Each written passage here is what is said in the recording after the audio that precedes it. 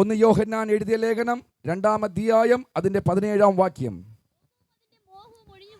ലോകവും അതിന്റെ മോഹവും ഒഴിഞ്ഞു പോകുന്നു, ദൈവ ഇഷ്ടം ചെയ്യുന്നവനോ എന്നേക്കും ഇരിക്കുന്നു. ഇവിടെ പറയുന്നു, ഈ ലോകത്തെ കൊണ്ട് മനുഷ്യന്റെ പ്രാണനെ നേടുവാൻ കഴിയില്ല എന്ന് പരിശുദ്ധയാത്മാവ് ഇവിടെ അക്കമിട്ട് പറയുകയാണ്. ഈ ലോകം അഴിഞ്ഞു പോകും, ഈ ലോകത്തിന്റെ മോഹം മാറിപ്പോകും, ഈ ലോകവും ഈ ലോകത്തുള്ള മോഹവും ഒഴിഞ്ഞു പോകും.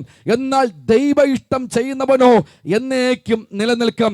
ഈ ലോകത്തിന് മനുഷ്യന്റെ പ്രാണനെ ഹല്ലേലൂയ നേടുവാൻ കഴിയത്തില്ല എന്ന് ബൈബിൾ പ്രഖ്യാപിക്കുന്നു.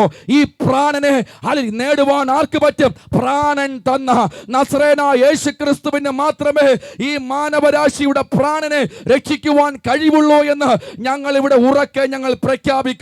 വിശുദ്ധ ബൈബിൾ യോഹന്നാൻ എഴുതിയ സുവിശേഷം പ്രകാരം പറയുന്നു, അവന്റെ നാമത്തെ വിശ്വസിക്കുന്നവർക്ക് ദൈവമക്കളാകുവാൻ അവൻ അധികാരം കൊടുത്തു.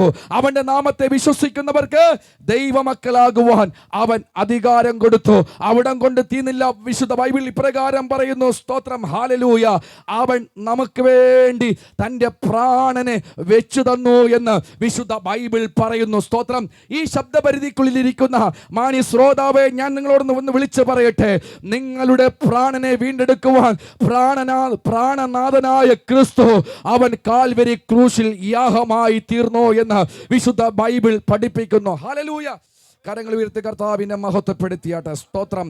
അപ്പോൾ മനുഷ്യന്റെ പ്രാണനെ വീണ്ടെടുക്കുവാൻ ലോകത്തിന് കഴിയത്തില്ല, ലോകത്തിന്റെ സമ്പാദ്യത്തിന് കഴിയത്തില്ല, ലോകത്തിന്റെ നിയമസംഹിതകൾക്ക് കഴിയത്തില്ല, ലോകത്തിന്റെ മതകാണ്ഡങ്ങൾക്ക് കഴിയത്തില്ല.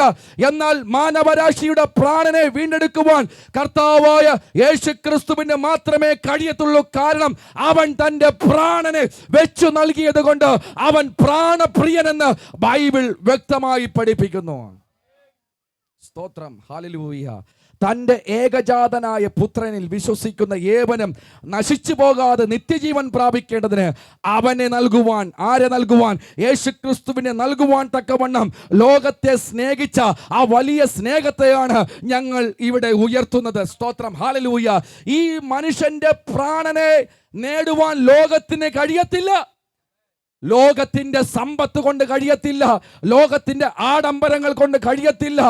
മനുഷ്യനെ സൃഷ്ടിച്ച ദൈവത്തെ പണം കൊണ്ട് പ്രസാദിപ്പിക്കാൻ കഴിയത്തില്ല, വസ്തു കൊടുത്ത് ദൈവത്തെ അപകരിക്കുവാൻ പറ്റത്തില്ല. സ്തോത്രം. നിന്നെ നിർമ്മിച്ച ദൈവം, ഈ പ്രപഞ്ചത്തെ നിർമ്മിച്ച ദൈവം, ഈ സകല ചരാചരങ്ങളെ നിർമ്മിച്ച ദൈവത്തെ പ്രസാദിപ്പിക്കാൻ ഒരു കാര്യമേ ഉള്ളൂ, തൻ്റെ പുത്രനായ യേശുക്രിസ്തുവിനെ വിശ്വസിക്കുമ്പോൾ ആ വിശ്വാസം മുഖാന്തരം അവൻ നിന്നിൽ പ്രസാദിക്കും.